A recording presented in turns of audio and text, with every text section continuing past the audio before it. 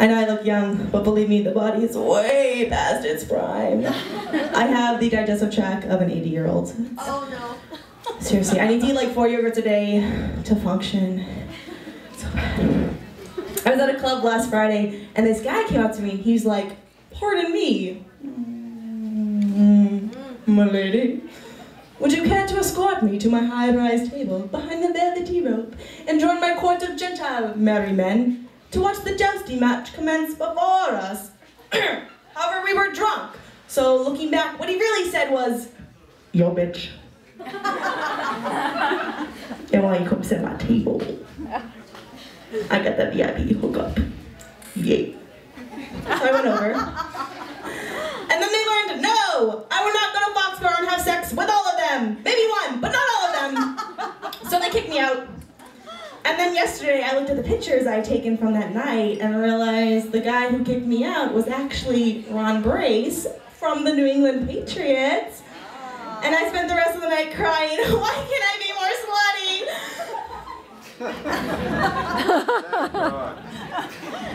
You know, a lot of people blame Hollywood for eating disorders, but they forget about the Salem witch trials. The devil did not make those girls throw up. They were bulimic, okay? Those people were obsessed with their weight. They attended weekly witch watchers meetings. Yeah, if they threw you in a river and you'd float, it meant you were a witch. But if you sank, you'd drown and die. But at least you were not a fatty witch. And the only reason they thought witches existed was because they were tripping out on LSD poisoning from eating ergot. Yeah. That was the only food worth 0 points. My dad thinks literally the best tool in the world is a monkey wrench. He'll use it for everything. Like, that ball burnt out. Use a monkey wrench. Oh man, I really have a toothache. Use a monkey wrench. Shit! I broke the string on my tampon! Use a monkey wrench. I'm glad to say though, he's since improved what he thinks is the best tool. Actually last week I was like, oh, you know, I asked him to grab me a box of tampons while he was out. He was like, use duct tape. I'll leave the how to your imagination. Now he was the worst person to drive with though, I must say. He is just constantly adjusting every mirror, even when he's not the one driving. He's the worst backseat driver ever. It is, even if the front seat's open, he'll sit in the back. I got one of those little kid steering wheels installed in the backseat just to keep him entertained. You know how kids are. One time we got in a fight about how bad of a backseat driver he was, that he got so pissed that as I'm driving, I see out of the corner of my eye him take from his pocket a banana peel and he whips it at my head. Lands on the window. Couple things go through my mind at this point. How long ago did you eat that banana? Why do you have a stash of banana peels in your pocket? And how did you miss that shot?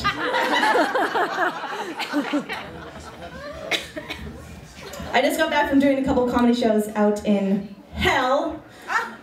I believe the indigenous people call it Vegas. Everyone smokes there, everywhere. I've washed my clothes 5 times. Still has a stench of melancholy with just a whiff of desperation to it. It's quite hot there. I got a little tan. It's not from the sun, it's soot. Yeah, soot. Now going there, I had a kind of trouble at airport security. So the guard took my Gatorade away. He was like, ma'am, its contents could be explosive. So I put on a table with other confiscated things.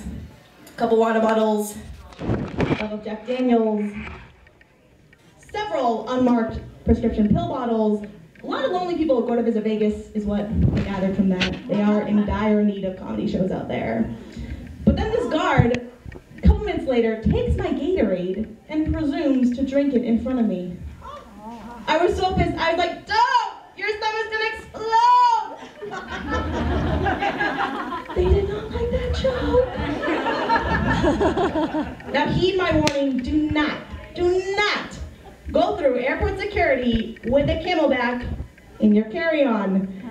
It is a plastic bag with a screw top and tube coming from it, stuffed into a mini backpack.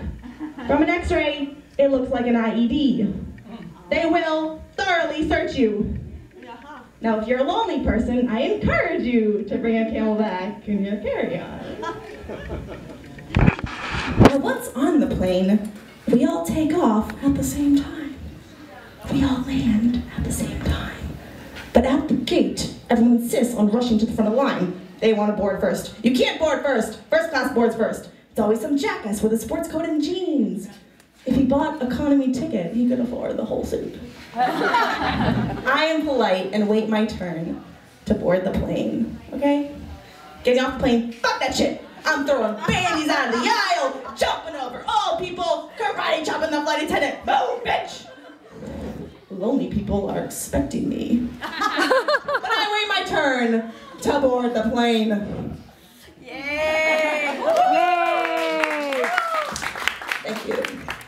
Now, you guys are a great audience, by the way. Give yourself a round of applause. This is awesome. Before I leave, though, because this might be the last time I'm up in front of a large group, I did want to say my mom's been going through some health issues recently, and so I just wanted to ask if you could all find it in your hearts to kind of give her, your get-wells and prayers, and keep her in your thoughts, because I know it's been really hard on our family. We'd appreciate it. She would appreciate it. She's actually here, and I know she's getting embarrassed. But yeah, thank you. That'd be all. Yeah. For the past couple years, she's been going through menopause. It's been really hard on all of us. Just constantly walking on eggshells all the time. I'm trying to stay positive though, look for the brighter picture. For example, we did not spend a dime on oil this year. Didn't have the heat on once. It was great. Although we spent just as much electricity, just constantly had the air conditioner going. Oh. Whenever I was cold, I just cuddled up with my mom, stayed warm all night. Oh, good news, if you ever want to climb Mount Everest, just strap a menopausal woman to your back. You will not get frostbite. Oh, she could market herself, the menopausal strap-on. Oh, for easy carry-on size, the menopausal midget. I'm Christine Crocker, you guys have been great. Thank you very much.